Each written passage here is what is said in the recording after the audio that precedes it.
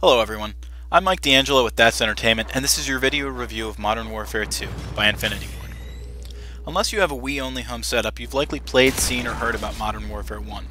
And, now that the sequel is released, you may be one of the 4.6 million gamers who purchased Modern Warfare 2 within the first 24 hours, or many of the hundreds of thousands who have followed suit after the game's release.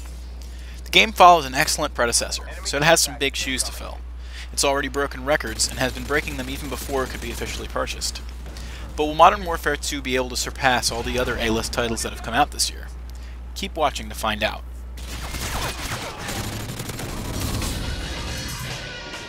Hate us for it. History is written by the victor. The first Modern Warfare led players down an interesting story arc, following American military forces as well as the SAS through a variety of missions in its single-player campaign. Your teams had personalities of their own, which only grew throughout the duration of the title. Breathtaking scenarios were featured in many of the different stages, culminating with a shocking last-ditch effort in the game's closing moments. It seemed like nothing could match up against the first game's narrative, but its sequel comes close. Modern Warfare 2 takes place 5 years after the conclusion of the first game. The events of the past have led to disarray in Russia, with a new terrorist jumping into the place of Zakhaev, the terrorist from the first game. The new bloodthirsty warlord is a Russian named Makarov, and he is willing to do anything to bring war to America. One of the soldiers you play as is an undercover agent who is trying to stay close to the man and scope out his motives.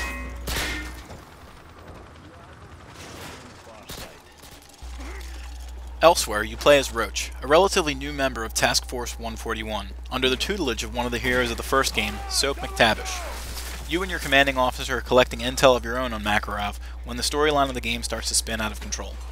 The rest of the game is a roller coaster ride from country to country amongst a mishmash of terrains, including a Brazilian residential section, a darkened oil derrick, and even war-torn Washington, D.C., a not-so-often seen battlefield in many modern-era games. Often, the pacing of the game is spot-on, leaving you with little desire to stop playing. However, sometimes it feels as if the story is progressing into new places just so that the player has something new to look at. It feels forced, but it's still enjoyable. Another thing to note, the game is not shy about pushing its dark subject matter. There is a lot of killing in the game, and some of it can be very uncomfortable to watch or participate in, but such is the nature of war.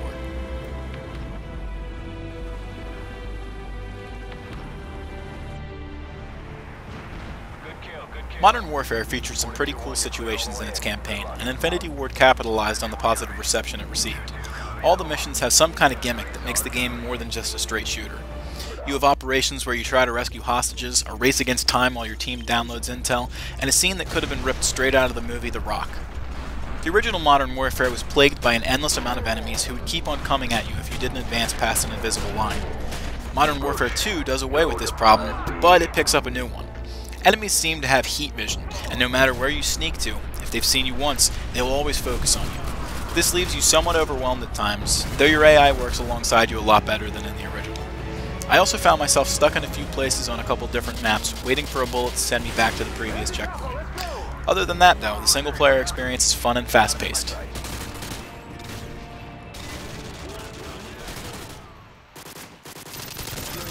The game doesn't stop there though. Just like its predecessor, Modern Warfare 2 delivers an excellent multiplayer experience. The popular features of the first game, the leveling classes, perks, and kill streaks, all return, and they are joined by countless others, including equipment from single player like a heartbeat sensor attachment for your gun or riot shield.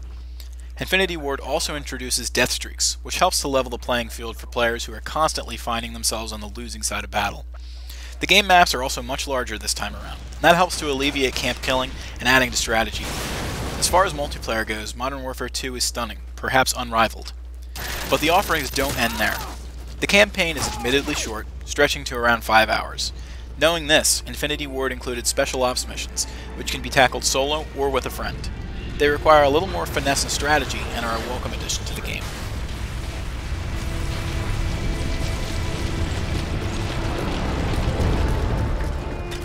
In 2007, when the first Modern Warfare came out, HD TVs still weren't really the norm for consumers. Now, over 2 years after the first game came out, many more homes are outfitted with higher-end televisions. And, playing this game, the owners of them will be happy to have them.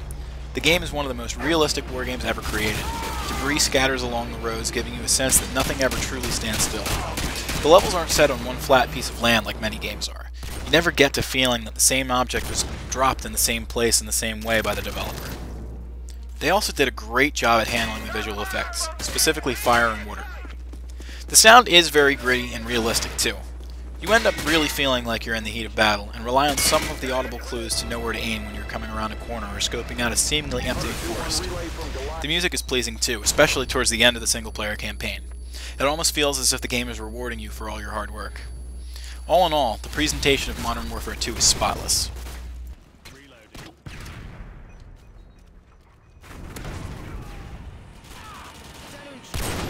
With all the extra content that Infinity Ward packed into the game, it seems you can play for months without getting bored. Multiplayer bonuses are unlocked by completing challenges related to those rewards. The struggle to get a consistently better score on any of the 23 special op missions is addicting, and, just like the first game, the campaign is littered with laptops that contain enemy intel for the player to find. With all that is available to do in the game, it seems that the entertainment may be unyielding.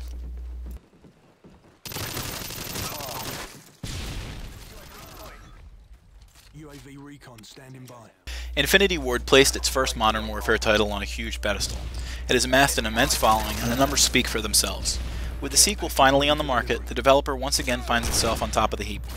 Both titles have had their flaws, but anyone who is looking for an excellent modern first-person shooter would be doing themselves a disservice if they passed up this game.